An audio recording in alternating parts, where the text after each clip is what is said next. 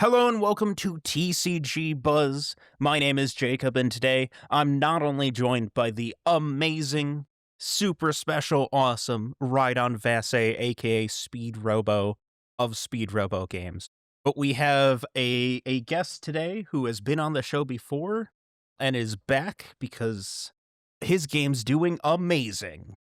Yeah, so we are back with Divine, the creator of Iconic. It's really good to have him back. The Kickstarter launched as time of recording 24 hours ago, and this is actually the second Kickstarter that Iconic's done, and it's already surpassed what 30,000? Is that right, Divine? It is at 37,000 right now. That's pretty good. That's pretty good. The funding goal for this time was 10,000 and the original was 25, if I recall. Correct. Yes. Yeah. So, really what we have you here today is we wanted to pick your brain about art in the professional and even like semi-professional TCG space because it's something that everybody needs who's creating a trading card game. And believe you me, everybody needs it. This wasn't even on my list of topics, but I think just to get started, I don't see a reason why we can't touch briefly on sort of the AI topic, right? Because it's kind of a hot button topic in the art space for TCGs, right? Because if we're even talking in like the semi-professional or very indie or like even just homemade space, the topic of AI comes up a lot because a lot of people can find getting artwork for their game to be a big challenge or prohibitively expensive. So I would love to hear sort of your talk on that. I mean, we're all very against AI here, just to be clear. Yeah. Like very very blatantly, we're all against it. But I would love to hear sort of like your thoughts and counter arguments, and what sort of advice you would give to people who feel like they have no choice or they're just trapped in using the generative artificial intelligence tools. So for me, it's a bit of a weird scenario because I have an art background. So even though I don't care for my own art, I do a lot of supplementary art for the game. I know not a lot of people, have that. But you can definitely find artists within your budget, like whatever that is. And a lot of times it's just about scouring social media and reaching out and seeing what their prices are and if they fit within your budget and if whether or not you're willing to work with that. But I think it's definitely worth it to get human made art in your game. Like it's AI art is so unappealing to most people, Hmm. both No. from a aesthetic and moral standpoint. I want to ask you about that. You said that you do supplementary art. So, in general, when you're looking at your pieces, is it I'm looking for an outside artist, and if I don't find someone right for the job, I handle it? Or are you looking for outside artists for like flagship pieces and more like ancillary basic art you prefer doing? Or how does Um, how do you decide which art pieces you handle yourself? I get so typically I'm getting it depends on how high profile the card is for me. So like stuff like rares and super rares, I go and get like people that I find to be much better than myself to do. And then other times it'll be stuff that I just don't feel like drawing or I'm not I'm not great at. No, I completely understand that because this doesn't come up a lot, but I actually did quite a bit of supplementary art for System Gate myself. I wouldn't even necessarily consider myself an artist, but I know my way around Photoshop. I can use a blend tool, right? And so for like a lot of spell cards that are just like shooting star or whatever, I can paint that up. I can digitally paint that. Right. And a lot of times, it's looking for me for artists that can handle big high profile pieces. Like what I used to do way back is I'd get like a more well-known and established artist to handle like the cover, the quote unquote cover card for a given Mhm. system gate set. And then I would actually poke around for like newer and undiscovered artists who not only are looking for like work or their first resume piece, but then would have lower rates. And I'd get them to do like the rest of the artwork. And you were talking about looking for artists within your budget at first. One thing that always crossed my mind that I felt a little maybe not even the best about is and this has been brought up to me before of like, hey, are you not, taking advantage of undiscovered artists that are asking for lower rates? And to be clear, I always pay what people are asking. But Mhm. they're asking for far lower rates than other artists. Do you feel that that is, in any way potentially amoral to do? So no, I think that it's fine, at least from my perspective. I don't like negotiate or anything with artists. Like whatever they tell me their prices are is what I'll work with. So like if it's out of my budget, I'm just like, I'm sorry, that's just out of my budget. I won't be able to swing it. If it's within my budget and they're willing to work for those prices, I don't think anybody's undercharging for their situation typically that does it regularly. Can I ask, what hi, I'm role playing here now as indie game designer. My name is Derek. I've never created a game before, but I want to create my new game, Myth Legends: The Legending. And Hmm. somehow it relates to weed. Don't forget that. Yeah, yeah, of course. And I want to get art for my game. What can I expect pricing wise? Because you guys are saying low budget, high budget. I don't know what those mean. If I go to my first artist and they say, "Yeah, I'll draw that stick figure for you," that'll be $10,000. Is that a good price? A bad price? I mean, it's all very contextual and subjective based on what you're willing to spend and what the artist is bringing. So it's there's no blanket answer for that. Like you're gonna find artists that are willing to work for anywhere from 50 to thousands of dollars. Yeah. It just depends on, where they are in their art journey and where they value their work. And, artists, it's difficult to set your own prices, which is very, in the art community, that's a very kind of strenuous topic, but a lot of them don't know where to set their commissions because, they haven't built a name for themselves. They don't know where to value their own work and stuff like that. But until like both of you are just kind of working to find something that works for the two of you, right? Mhm. And Yeah, no, no, that actually that answers my question, well, that answers Derek's question, I should say. By the way, welcome to the podcast, Derek. Hi. I But found yeah, my way basically, here. Derek, you it That just it's a lot of cold calling and just seeing if the artist fit within your budget. Like there's no like rigid formula to any of this. It's all very on the fly and just like I just spend all of my time scouring social media and saving and following artists that I would just like to work with.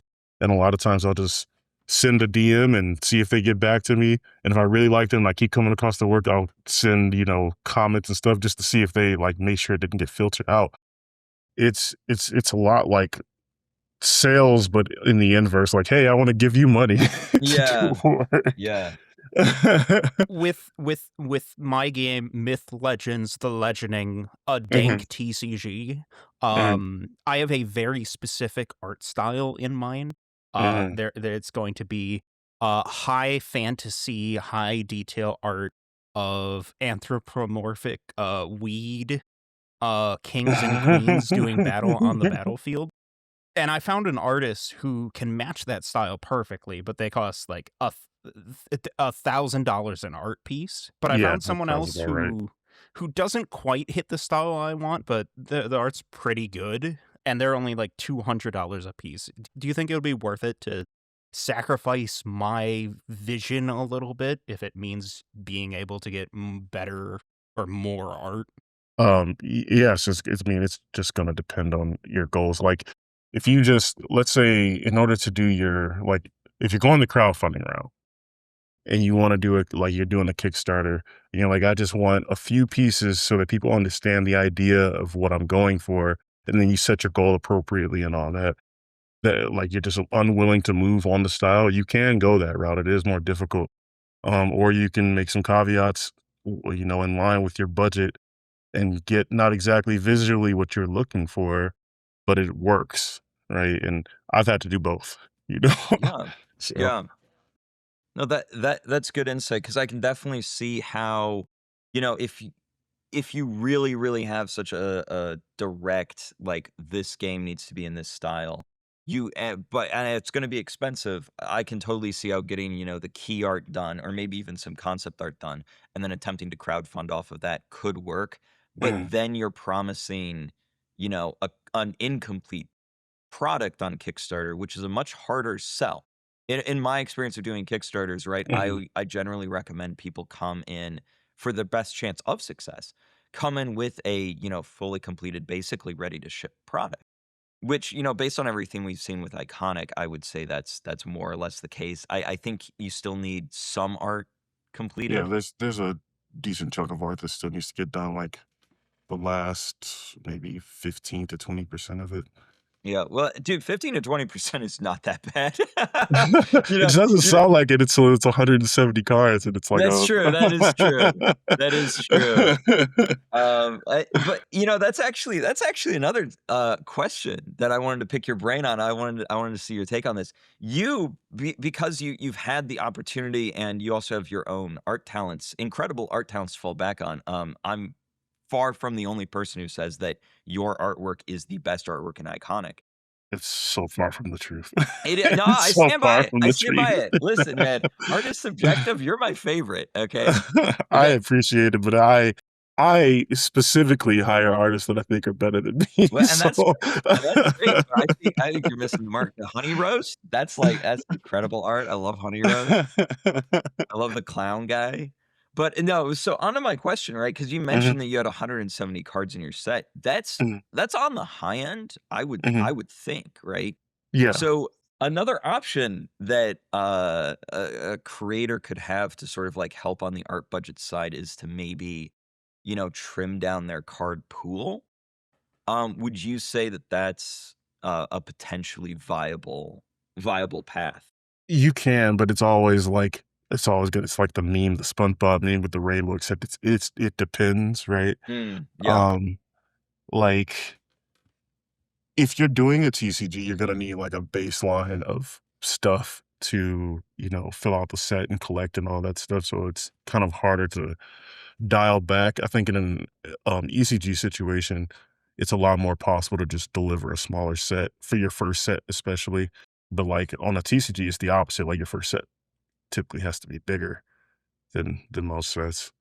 You are so right. I actually you know what? That has changed my opinion a bit because I come from a much more, like, living card game, expandable card game background. Mhm.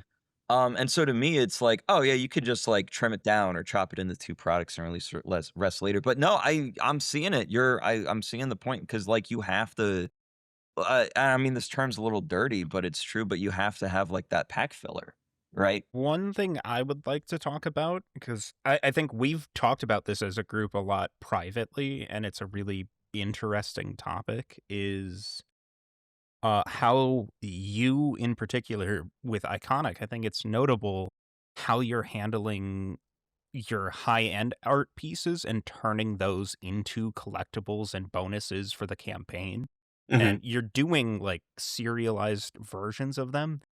And I want to talk about how you can take those like flagship art pieces and reuse them in various forms for benefit. It's probably gonna incur an upcharge from your artist, but you wanna ask them for, like, a clean layered file with, like, the background and character and, VFX separated, and that gives you so much freedom when it comes to, like, where you're layering your artwork on the card template. And with it's just infinite customization with you, like, where the piece is gonna break out of the frame or, like, where VFX will come out or go back into it. It's just super useful to have that layered file. That actually just popped another question into my head, right? So if you do, pay for like the layered Photoshop file Mhm. from the artist, and you yourself are an artist, have you ever done any edits to the art, on those layers, or, like, done a new background or something? I tend to like I think it's kind of like a just as an artist, I feel like it's a no-no to touch somebody else's work without That makes at sense. least talking to them. That makes sense. I totally Yeah. get that. Yeah. I So hear you. no, I don't do that. I hear you. It's yeah, it's just kind of it's just a personal thing. I just it's not my work. Their name is on it. I want them That's to fair. present their work in the way that they intended.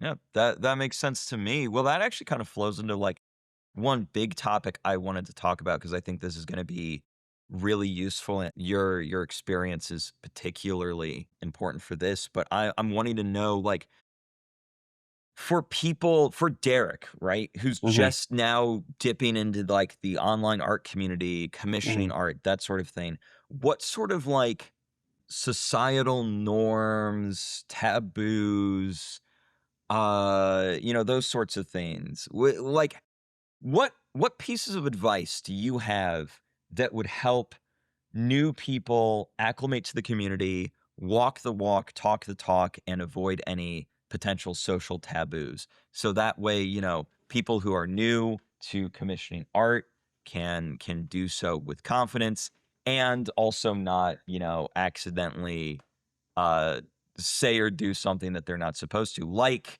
edit a layered file.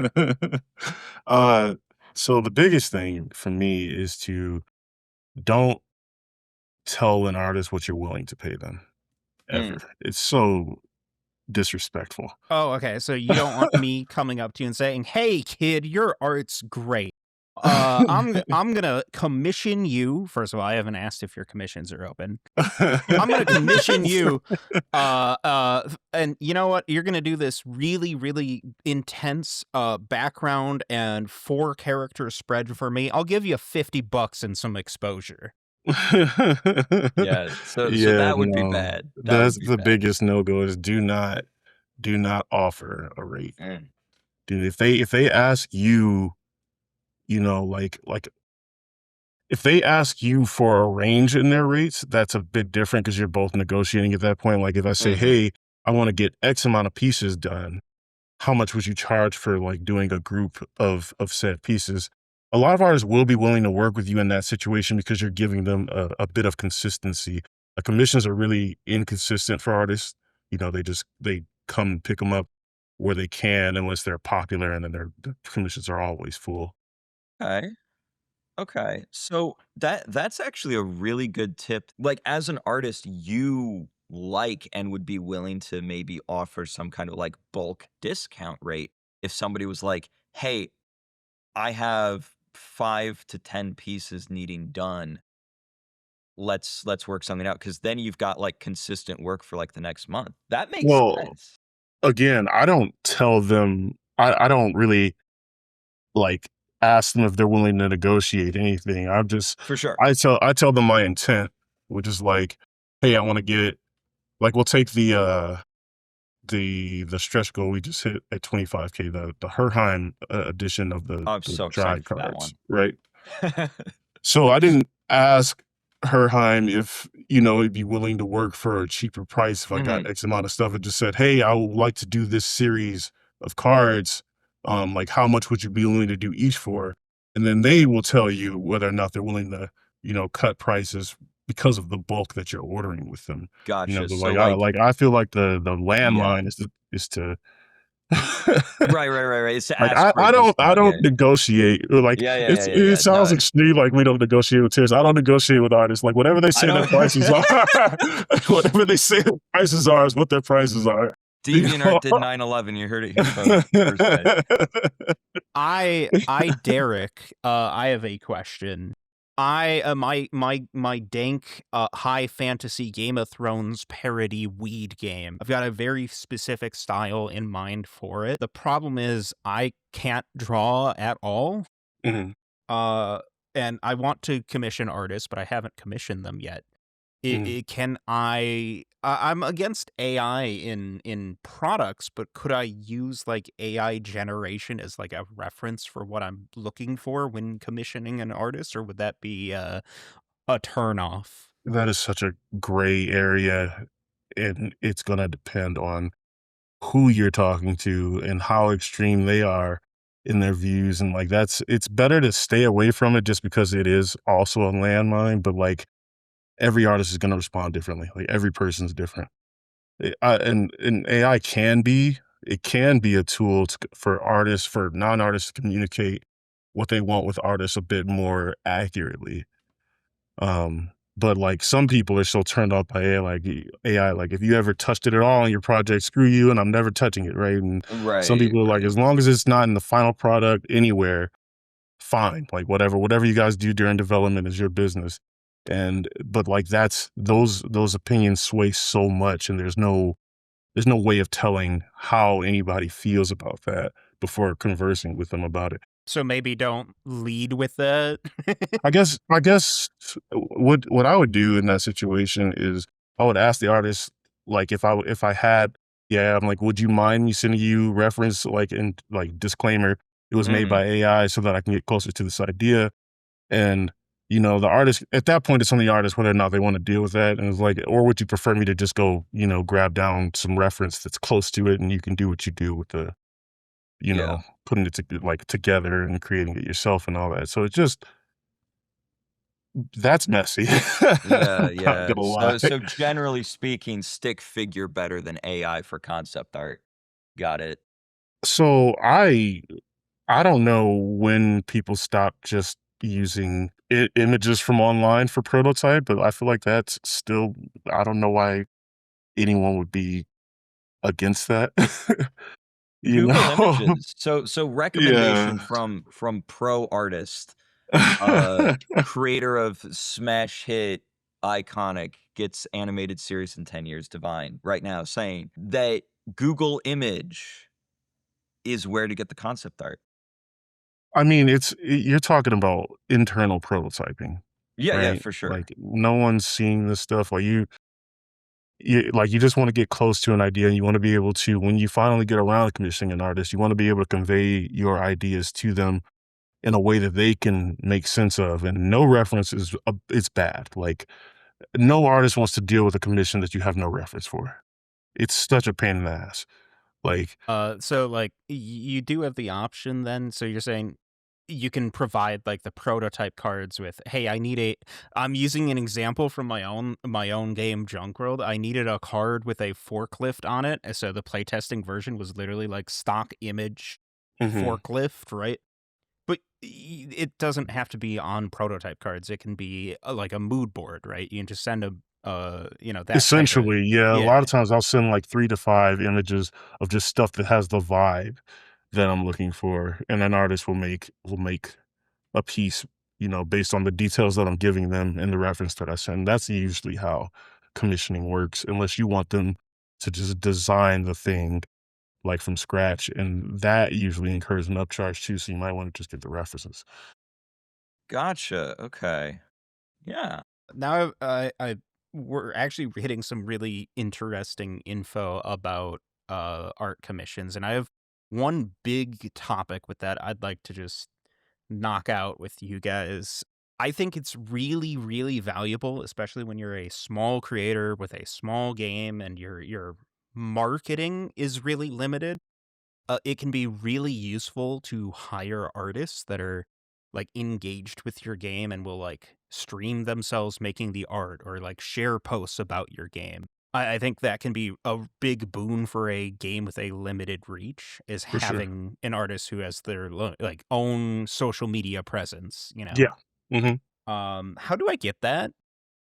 Oh, you can, like, so for me, let's take the JC piece, the all hands on deck, for instance. I was a member of JC's community for years, and like he was actually like he's sort of a mentor role for me as an artist within that. So I'm just part of the community. And eventually, I scratched together enough points to finally commission the man, right? But like, and that's how you build a relationship. Like if they're a streamer and they're on Twitch and stuff, you can just be a part of their community and then the line of communication is open. But if it's on social media, it's just a lot of cold calling, really. So what you're Uh, saying is that being nice and making friends with people is good. I mean, in general, yeah, that's I, good. and that's the thing is like I laugh, but I really feel like that's just good advice for life in general. Like having friends is nice. It's just kind of the long and short of it. You know what I And mean? Like I find it best when you are cold calling, quote unquote, an artist to let them know exactly what the scope of your project is and what you're doing. Cause like, um, another thing that can increase the price of your commissions is it being used for commercial reasons. Like most artists charge at least 50% on top of the normal commission price for it to be a commercial commission.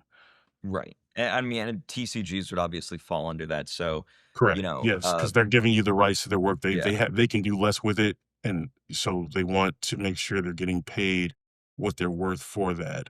that makes sense. That makes a lot of sense. Yeah, so like the scope of what you're doing, like, hey, I'm a solo dev working on X game, and I really like your work, and I would love to get a piece. It would be for commercial reasons. What would your price be for,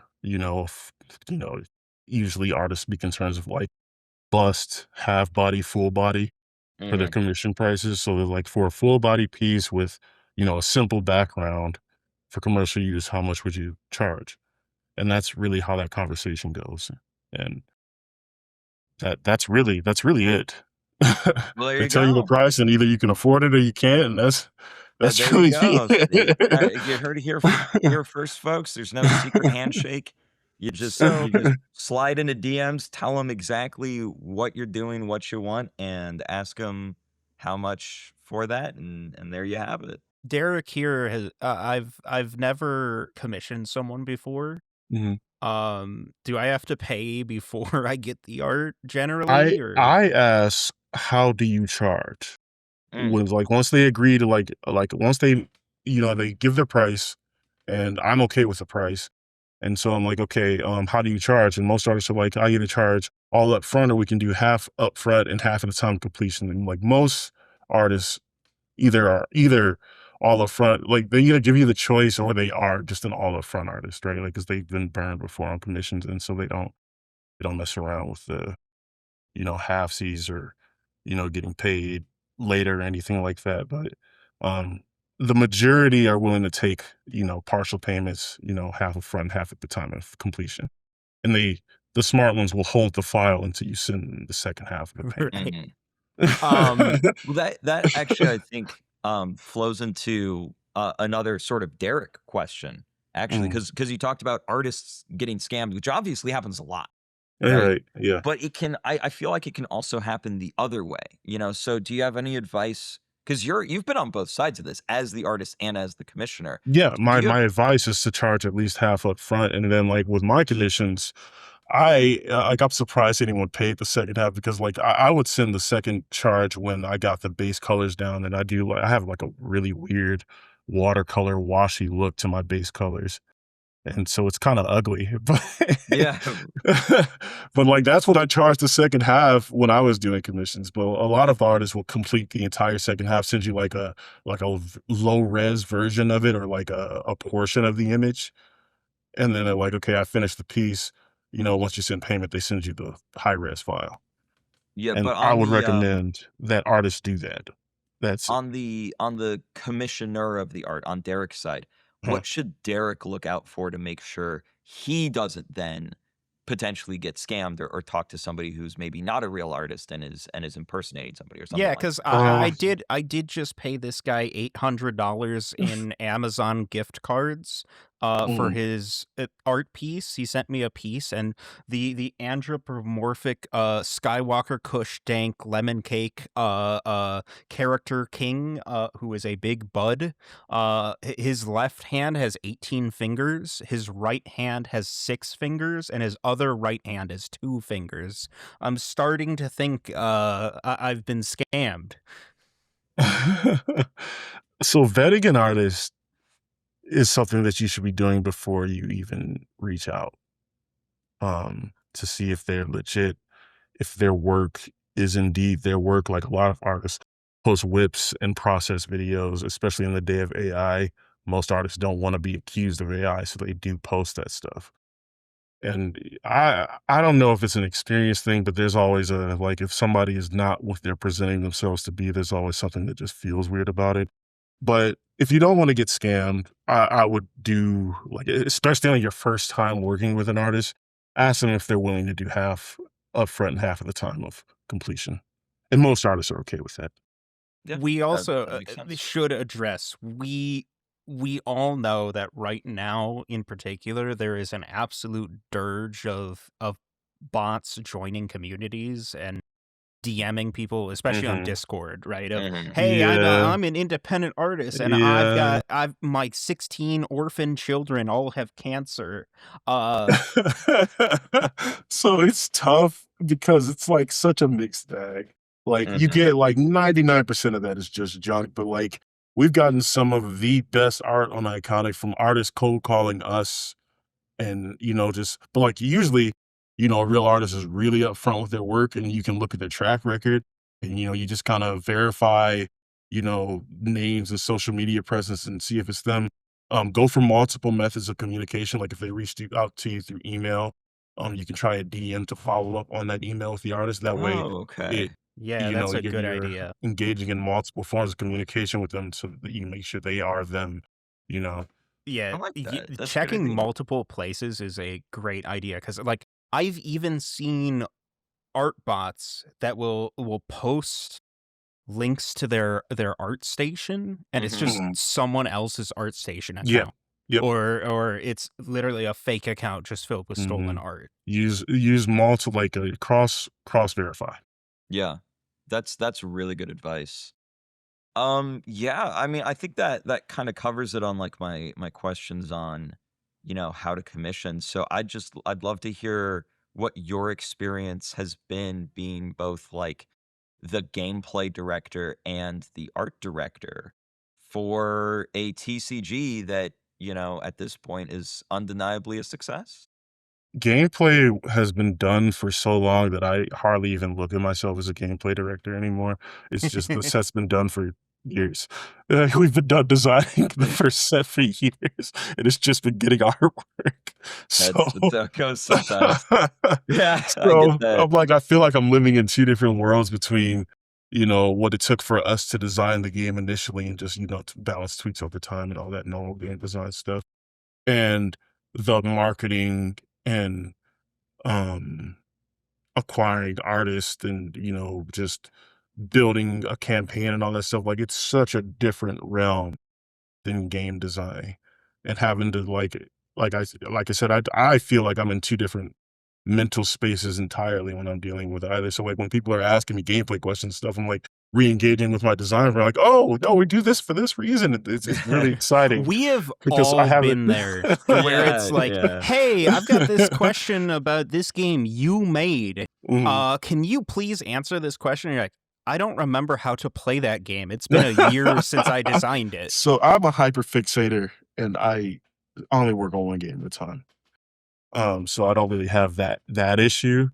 But sometimes it'll be like a decision, like if something that some people bring up in Iconic, for instance, is like, "Why did you restrict it to 20 units?" And I'm like, "Crap, it's been 2 years since I made that decision. Why did we restrict it to 20 units?" And like, "Oh, yeah, we ran into this issue during playtesting, we didn't like that." So, Right? you know? It's something that I think, the Derricks of the world, shall we say, could be feeling is like, "Oh, I could never, achieve this because I can't draw." Because I hear so often out there, "Oh, I can't draw, I can't do art. I don't even Mm. know how I could do, concept art and stuff like that."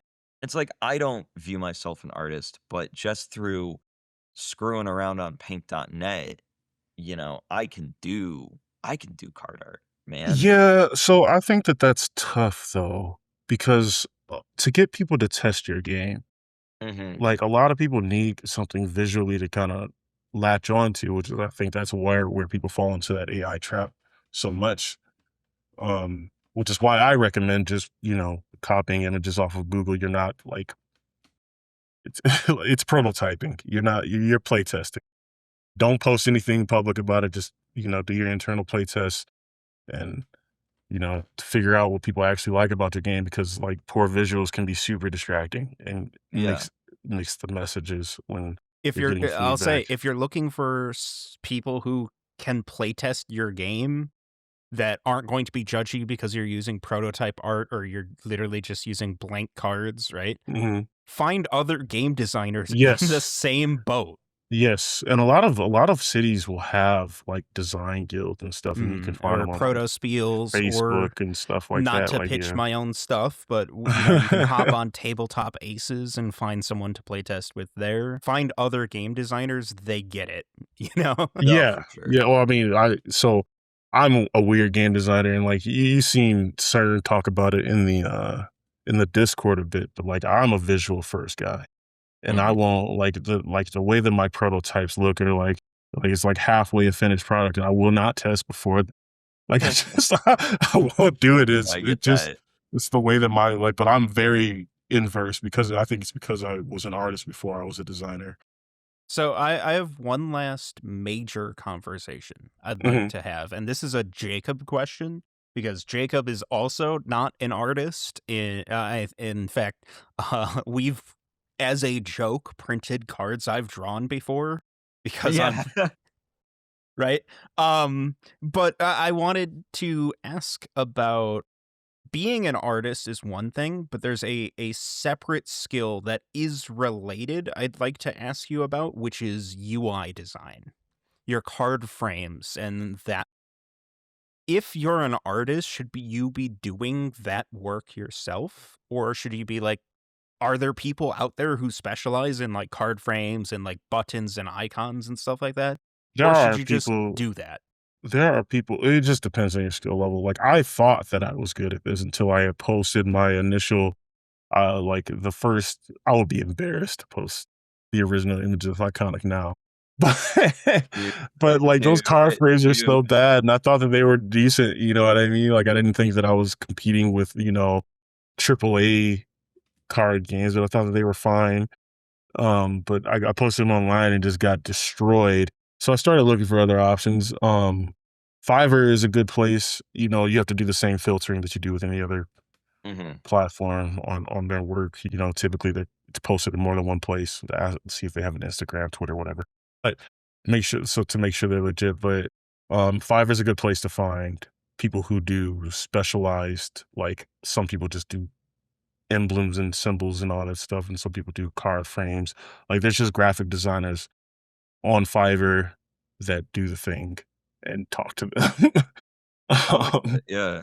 And I mean that you bring up something that, I feel a lot in my career, and I felt a lot in my career of like, you post what you've been working on and you don't think that you're competing with, Pokemon and Magic, but the thing is that especially in the TCG space, there's kind of like no double A games, right? Like mhm. people have the like for this people have the same expectations for you in many ways that people have for games like Grand Archive, Flesh and Blood, and Elestrals, even though you're Mhm.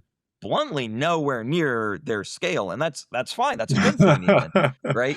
But Right. like, like it's something to keep in mind. I feel for the young designer of like the second you're ready to like try and make an actual commercial product, you have to keep in mind that just like what happened with you, those sorts of comparisons to the big boys are just going to be inevitable. They're ever present, yeah. Speaking of Grand Archive, this is something I meant to mention earlier when we were on the subject, but we kind of moved past it. They only have like 3 to 5 pieces of artwork done during their Kickstarter, and they hit like close to $1 million. And the rest of their artwork was just like game dev stick figurey nonsense, right? Like the like they showed you the finished product, like, hey, they took the time out, saved like whatever money they got to get together and commissioned their 3 to 5 pieces that show what their end product would be. And Yeah, then the rest of their stuff so that people could play test and all that was just not the kind of art that like, oh, I can't even draw a stick figure, that kind of art, right? yeah. And I think that some of their backer rewards even we're getting those work in progress dev created images. So that's something fun for people that have been following your game for a long time. Yeah, I completely forgot that Grand Archive went the sort of like, "Hey, here's only a sample of the art," you Hmm. know?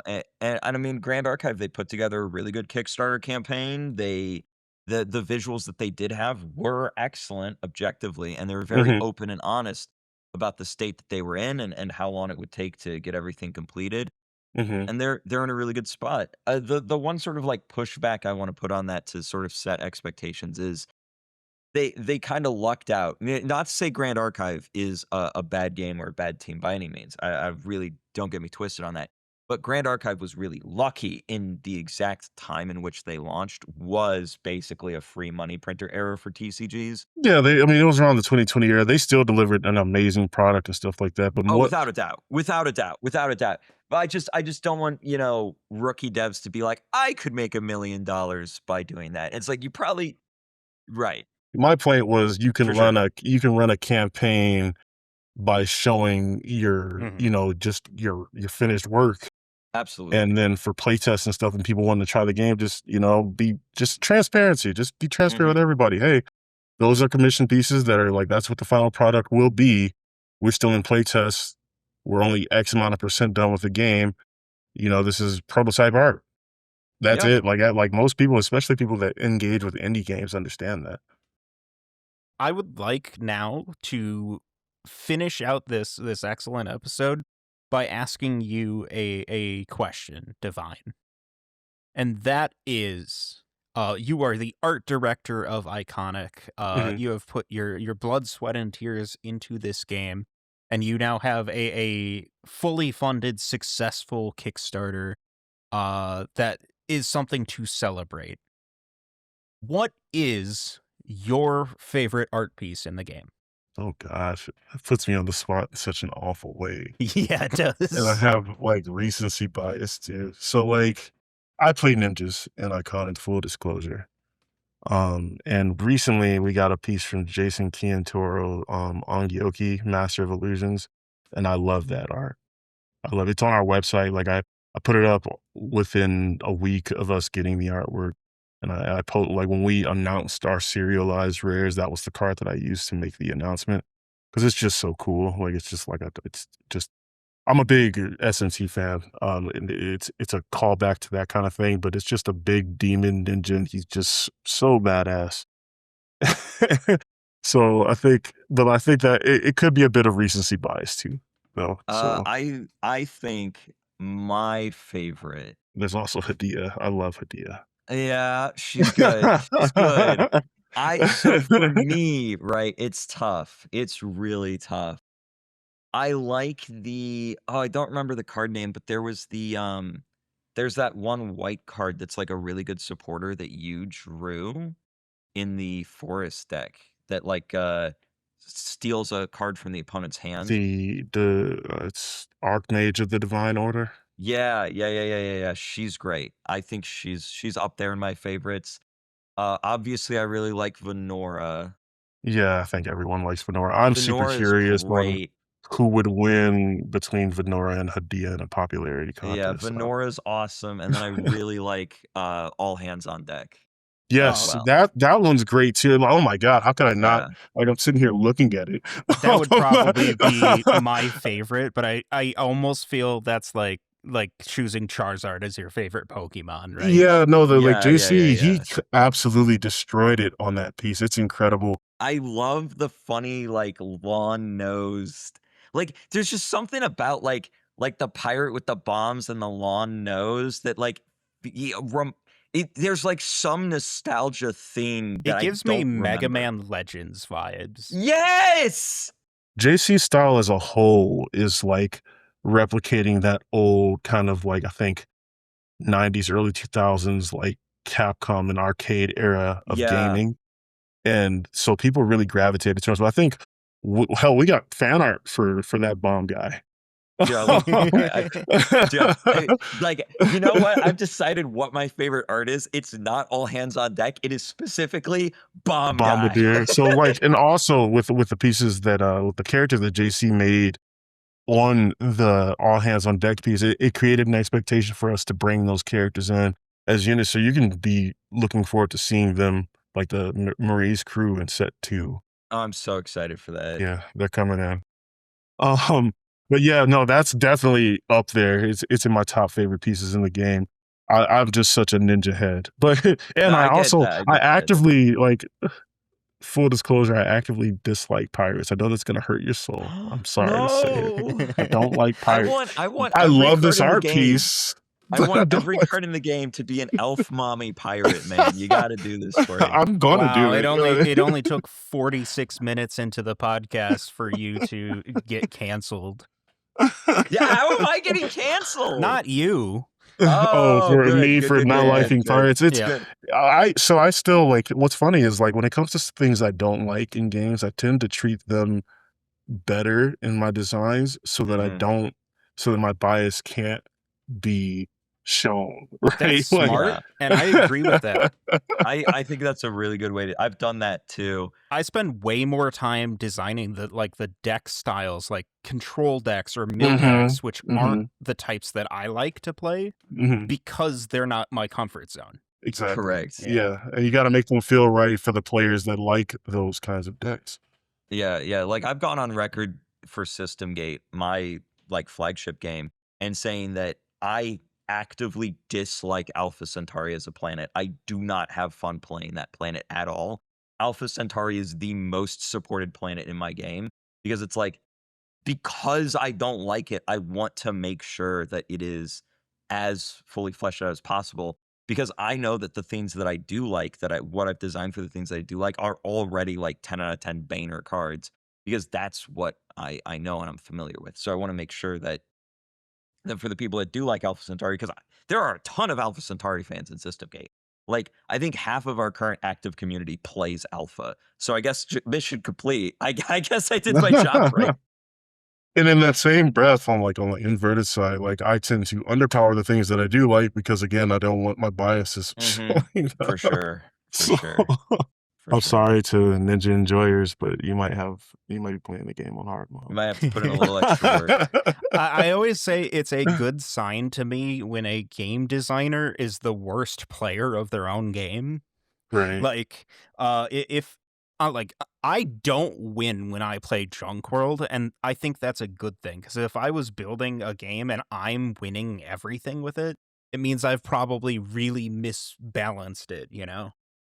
All right. Well, thank you so much for coming on and talking about art and commissions. You know, I think that is something that can be really scary for the Derricks of the world. If you're one of those people, feel free if you have any like questions or you want further information, feel free to drop them in the comments or join Tabletop Aces and throw them there. We're one of the most helpful communities for first time devs you could possibly find. But you know what? I'm not going to be helpful this time. I'm not. This is going to be a test.